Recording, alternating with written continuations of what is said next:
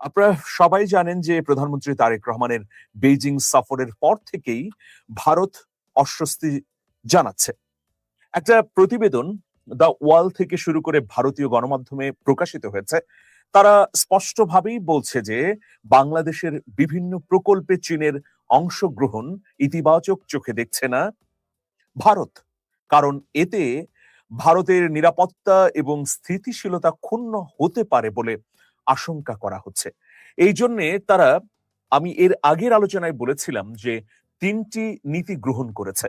প্রথম নীতিটি হচ্ছে যে দ্রুততম সময়ের মধ্যে ঢাকার সঙ্গে দিল্লির উষ্ণতা বৃদ্ধি করা বা বন্ধ কূটনৈতিক প্রক্রিয়াকে খুলে দেয়া।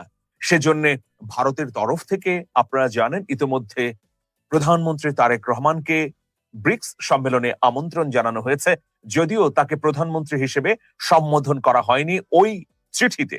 কিন্তু তবুও ভারতের পররাষ্ট্র মন্ত্রণালয় বারবার এটা বলছে, বিশেষ করে ঢাকাস্থ দিল্লির দূত দীনেশ ত্রিবেদী একাধিকবার বলেছেন যে আমরা তারেক রহমানের সফরের জন্য মুখিয়ে আছে। এরপর ভারতের পররাষ্ট্র মন্ত্রণালয়ের মুখপাত্র রণধীর জয়সওয়াল তিনিও সাংবাদিকদের প্রশ্নের জবাবে বলেছেন যে আমরা প্রত্যাশা করছি মালয়েশিয়া চীনের পর বাংলাদেশের প্রধানমন্ত্রী তারেক রহমান দিল্লি সফর করবেন। এই যে কূটনৈতিক ক্ষেত্রে ভারত বারবার একটি বার্তা দিচ্ছে, এটি হচ্ছে ভারতের প্রথম প্ল্যান। সেকেন্ড প্ল্যান কি, থার্ড প্ল্যান কি? আমি 3টি প্ল্যানের কথা বলেছি। এখন পর্যন্ত দ্বিতীয় এবং তৃতীয় প্ল্যান সম্পর্কে তারা খোলাসা করেনি। তবে এই যে দেখুন, শেখ হাসিনার 5ই আগস্টের ব্রিফিং নিয়ে অনেক বিশ্লেষক বলছেন যে একদিকে যেমন ভারতের বিজেপি সরকার তার দেশের সংসদীয় কমিটিকে বলেছে যে বাংলাদেশে শেখ হাসিনা, দুঃখিত, ভারতের শেখ হাসিনা কোনো রাজনৈতিক তৎপরতা চালাতে পারবেন না। অন্যদিকে আবার আসন্ন 5ই আগস্টে তাকে একটি অডিও সংবাদ সম্মেলন করারও অনুমতি দিয়েছে। মানে ডুয়েল পলিসি নিয়েছে বাংলাদেশ। এবং বাংলাদেশের সরকার যদি ভারতের সঙ্গে সম্পর্ক উন্নয়ন করে তাহলে সম্ভবত শেখ হাসিনাকে নিবৃত রাখবেন বা শেখ হাসিনার বিরুদ্ধে নানা আইনগত পদক্ষেপ দিয়ে তার কার্যক্রমকে সীমিত করে রাখবেন। অন্যদিকে বাংলাদেশ যদি দিল্লির কথা না শুনে বা দিল্লির সঙ্গে কাঙ্ক্ষিত তাদের দৃষ্টিতে সম্পর্ক উত্তরণ না ঘটায় তাহলে শেখ হাসিনাকে আবার উস্কে দেবেন। এরকম কোন বিশ্লেষক মতামত দিচ্ছেন। যেমন তারা তারেক রহমানের জন্য মুখিয়েও আছেন এটা বলছেন, আবার শেখ হাসিনাকে দিয়ে ব্রিফিং করানোরও একটা খেলা দেখছি বা এই ধরনের খবর চাউর হয়েছে। আওয়ামী লীগের ভেরিফাইড ফেসবুক পেজ থেকে বলা হয়েছে, প্রথমে বলা হলো যে ভিডিও কনফারেন্স করবেন শেখ হাসিনা, পরবর্তীতে বলা হলো যে অডিও কনফারেন্স করবেন। যাই হোক প্রিয় দর্শক, আপনারা জানেন যে চীনের সঙ্গে আমাদের বহুমাত্রিক সম্পর্কের নানা ধরনের তৎপরতা আমরা দেখছি তারেক রহমানের বেইজিং সফরের পর থেকেই। বিশেষ করে এর মধ্যে গুরুত্বপূর্ণ বিষয় হচ্ছে তিস্তা প্রকল্প, পদ্মা ব্যারেজ, চট্টগ্রামের আনোয়ারাতে চীনের অর্থনৈতিক প্রকল্প, এরপর রয়েছে মংলা পোর্ট। আরেকটি সবচেয়ে গুরুত্বপূর্ণ বিষয় বা এই মুহূর্তে বাংলাদেশের জন্য দীর্ঘমেয়াদী লাভের যে প্রকল্প, সেটি হচ্ছে চীন, মিয়ানমার এবং বাংলাদেশের স্থল করিডোর। দেখুন, এখন এত সব কর্মকাণ্ডে অবশ্যই অস্বস্তি বোধ করছে প্রথমত দিল্লি, আর দিল্লি চাইছে যে তাদের মতামতের সঙ্গে একমত হোক মার্কিন যুক্তরাষ্ট্র। সেজন্যে দক্ষিণ ও মধ্য এশিয়া বিষয়ক দূত সার্জিও গোরকে যেভাবে ব্রিফ করেছিলেন অজিত দোভাল, সেই ব্রিফ অনুযায়ী কিন্তু বাংলাদেশ সরকারের সঙ্গে আলোচনা করেননি ডোনাল্ড ট্রাম্পের দূত। এজন্য দিল্লি খানিকটা হতাশ।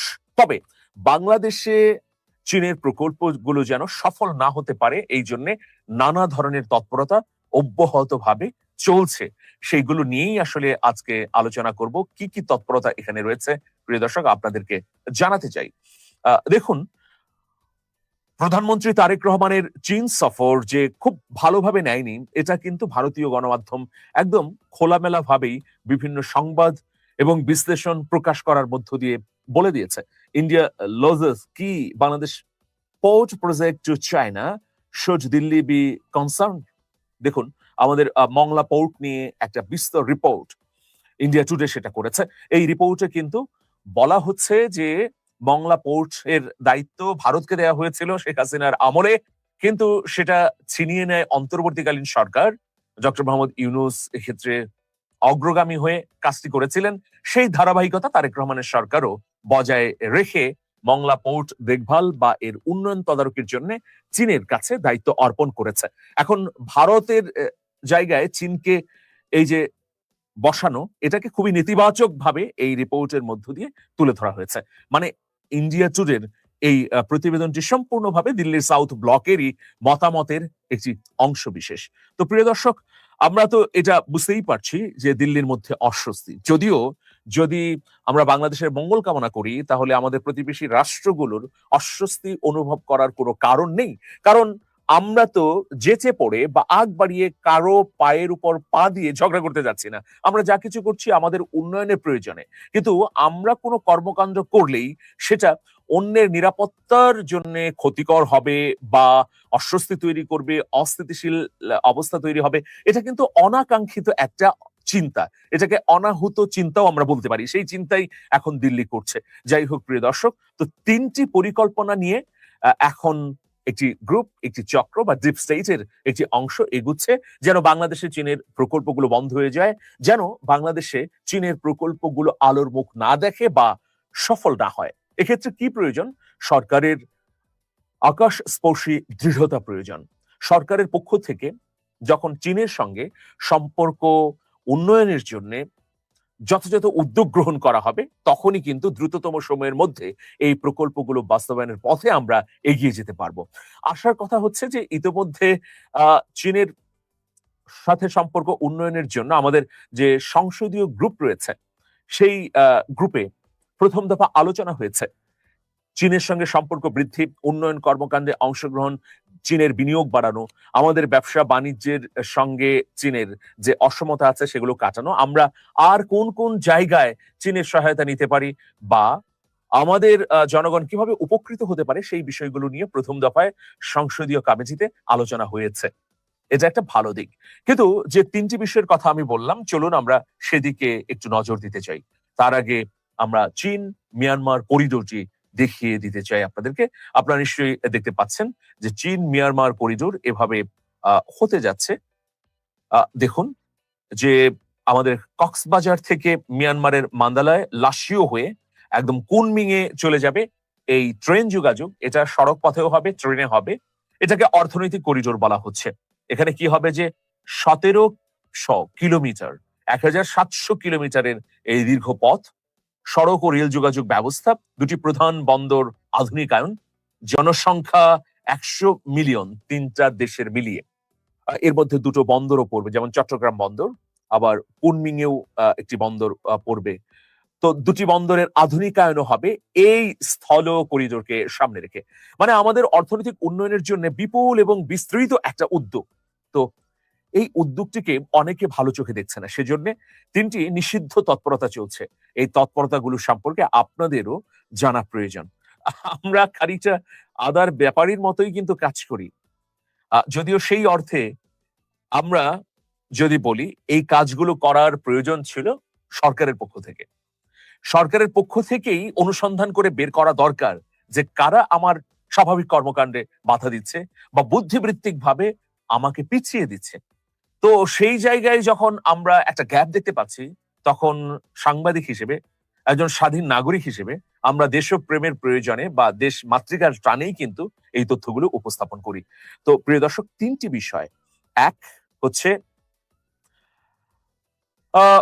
দেশের অভ্যন্তরে বিশেষ করে ডিপ স্টেট কলকাঠি নাড়ছে যে চীন, মিয়ানমার এবং বাংলাদেশ এই স্থল করিডোর যেন বাস্তবায়ন না হয়।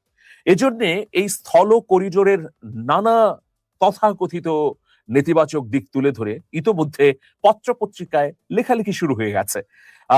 এই স্থল করিডোর সম্পন্ন হলে এবং এটি চালু হলে আমাদের চীনের উপর নির্ভরতা বাড়বে, এতে ঝুঁকি বাড়তে পারে, আমরা চীনমুখী হয়ে যাব। এর ফলে এই উপমহাদেশে একটা কূটনৈতিক ভারসাম্যহীনতা তৈরি হবে। এই ধরনের বয়ান যখন দেওয়া হচ্ছে, আবার চীনের ঋণের ফাঁদে আমরা আটকে যেতে পারি, এই ধরনের মন্তব্য বা বিশ্লেষণও করা হচ্ছে। দেখুন, এই যে প্রথম দফার যে নিষিদ্ধ পরিকল্পনা বা যে কাজটি ইতিমধ্যে শুরু হয়েছে, যে প্রথমে ডিপ স্টেটের একটা অংশ সরকারের উপর প্রেসার তৈরি করবে বা এখন করছে যে আমরা চীনের সঙ্গে যে প্রকল্প বাস্তবায়নের উদ্যোগ নিয়েছি তা হোক, কিন্তু চীন মিয়ানমার করিডোরের মতো এত বৃহৎ ঝুঁকিপূর্ণ প্রকল্পে কেন অংশগ্রহণ করব? সেই জন্য কয়েকটি কারণ দাঁড় করানো হচ্ছে। একটা হচ্ছে নিরাপত্তা, যেহেতু মিয়ানমারে এখনো বিদ্রোহীরা নানা ধরনের সংঘাত সহিংসতায় জড়িত, সুতরাং এই স্থল করিডোর বাস্তবায়ন হবে না। আর যদি বাস্তবায়ন হয় তাহলে আমরা চীনের ঋণের ফাঁদে পড়তে পারি, আর চীন নির্ভরতা বাড়বে, ফলে পশ্চিমা বিশ্ব, ইউরোপ এবং আমাদের প্রতিবেশী ভারত রুষ্ট হবে। এই ন্যারেটিভ গুলো ছড়ানো হচ্ছে। এগুলোর মধ্য দিয়ে মূল উদ্দেশ্য হচ্ছে যে আমাদের কাজটাকে স্লথ করে দেয়া, মানে বিলম্বিত করে দেয়া। আপনারা সবাই জানেন যে সময়ের 1 আর অসময়ের 10 যেহেতু এখন চীন বাংলাদেশকে প্রস্তাব দিয়েছে, এখনই হচ্ছে যথার্থ মোমেন্টাম। এই সময়ে যদি আমরা চীনের এই প্রকল্পটিকে না গ্রহণ করি তাহলে চীন হয়তো বিকল্প চিন্তা করবে। কারণ আপনারা জানেন সবাই যে মালাক্কা প্রণালী দিয়ে চীন আমাদের আরব সাগরে প্রবেশ করে, মানে মধ্যপ্রাচ্যে প্রবেশ করে। এখন বিভিন্ন সময়ে মালাক্কা যদি বন্ধ হয়ে যেতে পারে বা অস্থিরতা থাকতে পারে বা কোনো প্রাকৃতিক দুর্যোগ হতে পারে অথবা যুদ্ধের কারণে ক্ষতিগ্রস্ত হতে পারে, তখন এই স্থল করিডোর চালু হলে আমাদের চট্টগ্রামের বন্দর ব্যবহার করে চীন অর্থনৈতিক কর্মকাণ্ড মধ্যপ্রাচ্যের সঙ্গে করতে পারবে নির্বিঘ্নে। সুতরাং চীনের যেমন লাভ আছে, আমাদেরও লাভ আছে। চীন যদি আমাদের চট্টগ্রাম বন্দরকে ব্যবহার শুরু করে তাহলে বিপুল অর্থনৈতিক তৎপরতা শুরু হবে। কিন্তু আমরা দেখতে পাচ্ছি যে চীনের বিরুদ্ধে বাংলাদেশে যারা কাজ করছেন তারা এই প্রথম এবং শক্তিশালী প্রকল্পটিকেই টার্গেট করেছেন। দ্বিতীয় নিষিদ্ধ পরিকল্পনা হচ্ছে তিস্তা প্রকল্প, পদ্মা ব্যারেজ যেন বাস্তবায়ন না হয়, এখানে যেন চীন অংশগ্রহণ না করে, সেটা নিয়ে আন্তর্জাতিক আদালতে যাবারও একটা প্রস্তুতি নেওয়া হচ্ছে। এবং আপনারা অবাক হবেন তথ্য শুনে যে বাংলাদেশের কিছু সংখ্যক মানুষ যারা প্রবাসে থাকেন তারা একটা ফোরাম গঠন করে, ধরুন ইতালি থেকে একজন, মার্কিন যুক্তরাষ্ট্র থেকে একজন, বলিভিয়া থেকে একজন, রাশিয়া থেকে, সৌদি আরব থেকে, এভাবে বিশ্বের বিভিন্ন প্রান্তের নাগরিকরা যারা প্রবাসী, যারা বাংলাদেশের মানুষ, বিশেষ করে যারা এই গণ অভ্যুত্থান বিরোধী, তারা একত্রিত হয়ে যেন আমরা তিস্তা প্রকল্প বাস্তবায়নের কাজ হাত দিতে না পারি, সেই জন্যে আন্তর্জাতিক আদালতে যাবারও একটা প্রস্তুতি চলছে। তো এটা অত্যন্ত দুঃখজনক। আমরা যখন আমাদের অসঙ্গতিগুলো ধীরে ধীরে দূর করবার চেষ্টা করছি, দীর্ঘদিন আমাদের উপর যে বিষয়গুলো জিইয়ে রেখে ভারত মজা লুটেছে বা ভারত আধিপত্য করেছে, সেই ক্ষতগুলো যখন দূর করার উদ্যোগ নিচ্ছি, তখন বাংলাদেশেরই কিছু সংখ্যক মানুষ বিদেশে অবস্থান করে আমাদের বিরুদ্ধে ষড়যন্ত্র করছে। এটা খুবই দুঃখজনক একটা ব্যাপার। ইতিমধ্যে পদ্মা ব্যারেজ এবং তিস্তা প্রকল্প নিয়ে নানা ধরনের নেতিবাচক কলাম লেখা হচ্ছে দেশের শীর্ষস্থানীয় পত্রপত্রিকায়। আপনারা একটু খেয়াল করলেই বুঝবেন এটা আসলে প্ল্যানিং প্রোপাগান্ডা। কেউ কেউ জাতিসংঘের সাবেক দূত বা পানি বিশেষজ্ঞ বা আন্তর্জাতিক নদী বিশেষজ্ঞ এইরকম পদবি দিয়ে এইসব লেখালেখি চলছে, এবং এর কারণই হচ্ছে যে এই তিস্তা এবং পদ্মা প্রকল্পের বিরুদ্ধে একটা নেতিবাচক প্রচারণা চালানো, বাংলাদেশের মানুষের মধ্যে একটা সন্দেহ সংশয় তৈরি করা এবং আন্তর্জাতিক অঙ্গনেও এটা নিয়ে একটা ধোঁয়াশা সৃষ্টি করা। এটি হচ্ছে 2 নম্বর নিষিদ্ধ পরিকল্পনা। 3 নম্বর হচ্ছে, আপনারা সবাই জানেন, আমি শুরু করেছিলাম এটা দিয়ে, যে মংলা বন্দরে চীনের অর্থায়ন বা মংলা বন্দর চীনকে দেয়ার বাংলাদেশের যে পরিকল্পনা, সেটা ঠেকাতে মার্কিন যুক্তরাষ্ট্রকে উত্তেজিত করবার একটা পরিকল্পনাও ইতিমধ্যে শুরু হয়েছে, যা অত্যন্ত দুঃখজনক। যারা এই কনস্পিরেসির সঙ্গে যুক্ত আছেন তারা মার্কিন যুক্তরাষ্ট্রকে এটা বোঝাতে চাচ্ছেন যে যদি মংলা পোর্ট চীনের হাতে যায় তাহলে বাংলাদেশে মার্কিন স্বার্থ বা মার্কিন বাণিজ্য চুক্তি বাস্তবায়নের ক্ষেত্রে নানা ধরনের প্রতিবন্ধকতা তৈরি হবে। তারা অনেকগুলো গোজামিল যুক্তি উপস্থাপন করেছে।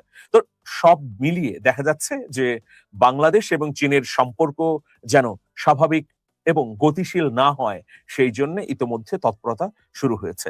এখন এই সব তৎপরতার বিপরীতে সম্পর্ককে অটুট এবং অবিচল